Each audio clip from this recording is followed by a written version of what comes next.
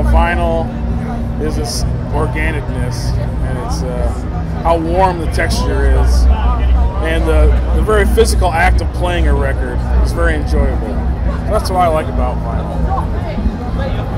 My name's Chris, and I agree with all of that. There's something special about sitting down and sorting through your records and pulling them out and looking at the artwork and playing the record. My name's Jeff, and I like going to a record store or like a distro at a show and flipping through and being like, oh shit, there it is. Like, that's my favorite thing in the world, you know, just being like, oh my god, like they have that, like I'm gonna fucking buy this right now. Whereas if you're online or whatever, it's just not that exciting. You know, all the MP3s of everything is out there, but you know, when you see the actual record, you just get excited about it. You take it home and put it on. It's just like something real about that. I'm Matt. I don't know. I like vinyl. It's cool. John. Yeah, it's hard to add on to everything they've said. It's just having that big physical copy, something to hold on to, something that's sometimes colorful. And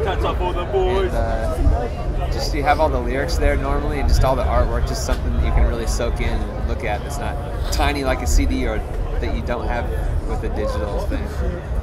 It's real. It's real. Very real.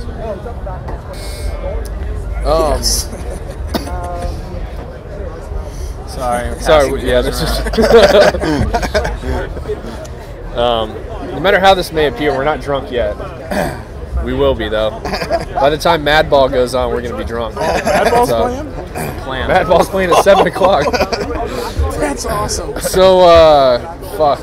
I don't know. I'm going to be long-winded on this maybe, but, like... So I DJ vinyl, and so I collect 45s. So I go out and search for like old American rhythm and blues and soul and funk 45s.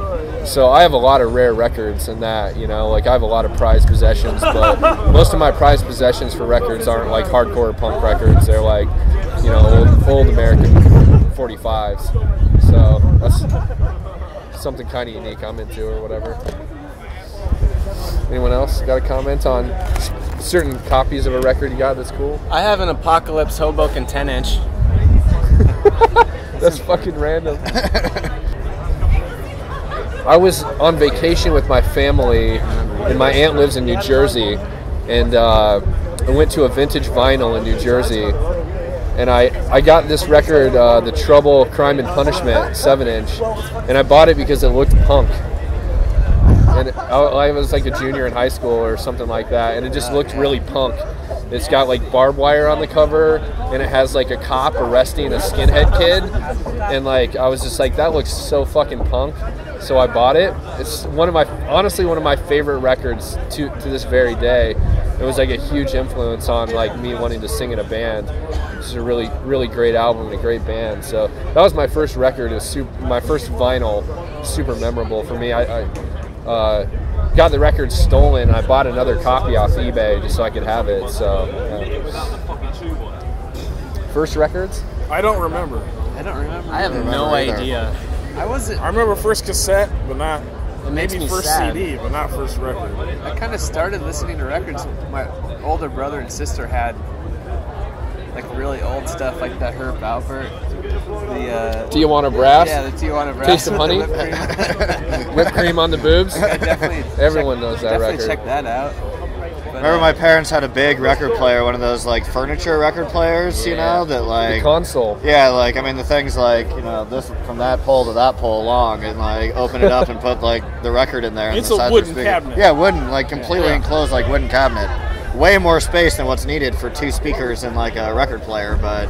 And my dad had a bunch of Johnny Cash records, and I remember listening to those when I was little. Fuck yeah. I've got not all the Johnny Cash records, because I don't think any human could own them all, but I've got this many Johnny Cash records. That's crazy.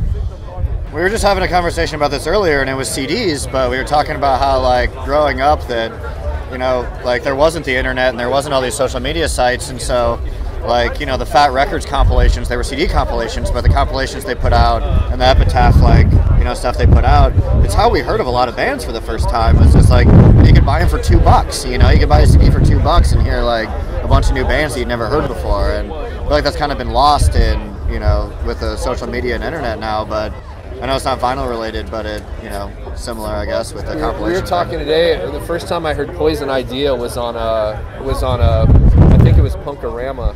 Punkorama 2. Punkorama 2 had Just to Get Away on it. Poison Idea, and that was my exposure to that band, you know. So really, compilations are cool things, especially if they're very cheap and accessible. You know, I think now compilations, you know, if you can make the price like really accessible and get them everywhere, that's a great gateway for people to get into new music and stuff. I think it's fucking awesome. Especially if you live in the Midwest and they come free with a pair of Vans. Yep. Yep. This is Hardcore's doing one. You know, This is Hardcore Festival in the States. Bridge 9 is putting out a vinyl compilation live from that last year, and we're going to be on that one. And so, yeah, I think it's fucking great, man. I mean, a lot of kids come to these festivals that may not have heard our band, but if we can get a song on something like that, then they might hear us for the first time, even though they didn't come. They can hear what we sound like live or whatever. I think, yeah, it's awesome. well, We played it in 2005. yeah, We had a start good time. off with. Yeah, it was great. A good time in 05. That was one of our second European tour. So we weren't a very big band whatsoever, but we just had an amazing time. The crowd reaction was great. They took really good care of us. And it was just the most feasible reason for us to come over at this time. So a couple of us work full time. We have to take vacation time, and it's hard to pull off a full European tour. We'll definitely come back and play some clubs, but this is just a really good festival for us to come play because we already did it. And really in 2005 it's kind of a surprise that they like put us on the festival, you know. I mean, like, it was a big deal for us to be able to be on this, you know, back then. And so like the fact that they were willing to do it for us then and still willing to do it for us now is, I think, you know, a cool thing to all of us. well, not to be negative, but I think, you know, I think I speak for pretty much everyone in the band when I say we always have more fun playing regular shows. Yeah. And festivals are kind Clubs of are more of our thing. they're kind of tiring, and they're kind of there are some negative things about festivals, but there are a lot of positives too. And the positives is that a lot of kids are here not to see Modern Life is War, that are going to see us just because they're here and they're going to go check out a band. And so that's always important, to play in front of new people. And not only that, but we get to see Quicksand, Madball, La Dispute, fucking Cro-Mags, Descendants, Tim Berry, all these incredible bands, and so, you know, it's you're all right. You get to see that guy. That guy's here. He's having a good time. So it's a fun experience for us, you know. It's a fun thing for us, you know. Like, I'm a computer programmer and work 9 to 5 Monday through Friday, and I get to fly to Belgium and like see a bunch of bands that I love, you know, and like be able to play, you know, alongside them, which is a cool thing, you know, like amazing thing to be able to do. Yeah.